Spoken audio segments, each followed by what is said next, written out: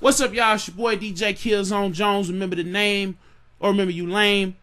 And I'm here today to talk about, to respond to my good friend, big homie, Torrence Davis. Y'all can check him out on the video game Warzone podcast on VGWarzone.com. I'm going to have the link on the screen. And I'm also have the link in the description box. Y'all can donate to his Patreon campaign if you like, to pay for the show. He does giveaways and all the good stuff. So anyway, we're going to get into the to what I'm here to talk about today. In a recent episode, Torrence was asked why does he think that black people or people of color do not want to be video game developers, programmers, or designers. And he said that most black people want to be musicians, actors, or comedians. And I think he may have said dancers. I forget, because it's been a week or so since I heard this episode. But I was riding in my car, and I pulled over and stopped the car to hear what he said, and I rewound the podcast. Yeah, I rewound it. That's the thing in 2015, people. I rewound the podcast, and I listened to what he said. I had a little time, and I listened, and I processed what he said. And I just had to say it's not true. Though there may be the fact that that's a career field that a lot of black people go into, it makes them those career fields make them a lot of money. But the reason that black people do not want to be video game developers, programmers, or designers is because they do not know how to code. And some of them don't even know this is a viable career path. We have people that do not even know how to operate a computer, a tablet, and some people still in 2015, black people still in 2015 cannot operate a cell phone, let alone a smartphone. You know? So when you have, first of all, in history, black people weren't allowed access to some of the same things that our white and Asian brethren have had access to. There was, until a few years ago, computers weren't even affordable enough for black people to own.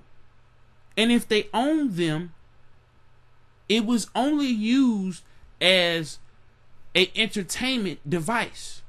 And as schools in the last maybe 10 years started requiring kids to type papers online on a computer using Word, Microsoft Word or a word processor, and do research online, that the use of technology was needed, in the black home, because most black homes and families do not have computers even to this day, or access to the internet.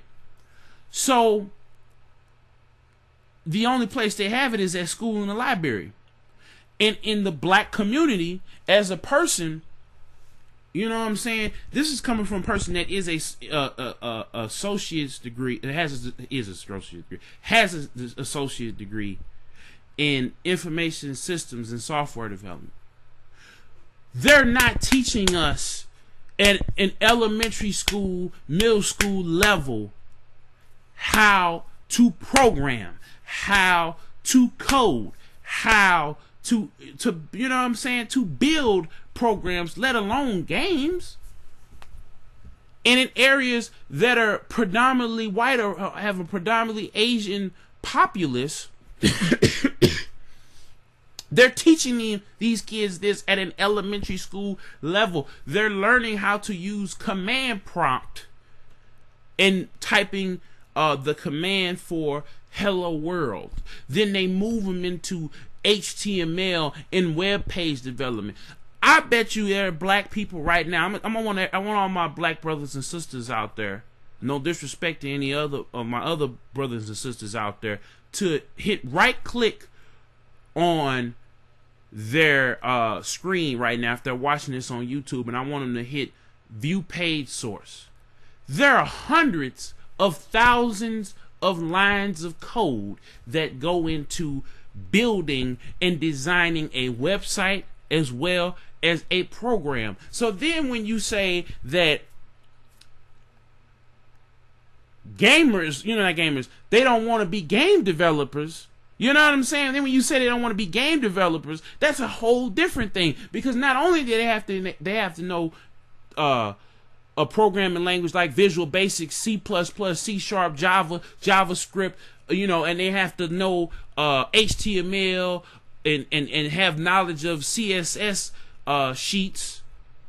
Not only do they have to have that knowledge, they then have to learn the set programming language, which could be a custom language. It could be Python. It could be let me think of another one. Python is the one that I'm thinking of off the top of my head. And there's some other ones out there. There's some custom programming languages out there to then work in a game engine. You know what I'm saying? And while there are things like Unity, they require little to no game development knowledge, or RPG Maker or other programs out there that allow people to do stuff with little of no knowledge of code. These things have to be taught to black people in order for them to want to be in a career field that requires, I'm not going to say it requires a whole lot of thinking, but it does require a lot of repetition, and it does require a lot of originality and creativity and long hours of programming and coding and sitting at a desk and coming up with the next great idea. They have to, black people don't even know about a lot of the things that go on in the video game industry. We have a lot of black folks that don't play any other game except Call of Duty, 2K basketball, Madden NFL, and maybe Mario Kart or Grand Theft Auto. Let's just keep it real here. I know people that will skip cutscenes in games just to play the game. They just want to play the game. This is why those games are so popular, because it doesn't require them to invest a whole lot of time in storylines and mythos and characters. They don't, they have movies and TV for that, which is why shows like Empire, you know what I'm saying, is the #1 show or the #1 TV show of all time right now, or one of the highest rated of all time right now. Because that is all that is pushed in front of us. My brother Torrence. That's all that's pushed in front of us.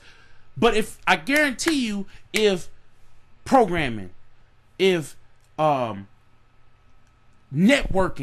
if hardware and software development was pushed in our face as much as hip hop, R&B, comedy, films, you know what I'm saying? If it was pushed and it was put in the schools, in these urban communities, and taught to these children, I guarantee you would see more people in the game game industry as developers, as designers, as programmers. You know what I'm saying? And for people like me that came late, I had to hustle to get my degree. I have to now spend time learning and progressing and finessing my craft. So I'm trying not to keep this video to go long, but don't say this as all hope is lost when you know, and I know, and I'm not mad at you, just for the record, I'm not mad at you. You know what I'm saying? Or anybody else. But for the record why the things are the way that they are. And I'm not saying it's a conspiracy. I'm not saying this different thing, these different things. But technology has to be promoted in the black community before we can ever expect to see correct representation in video games. It's the same thing in music.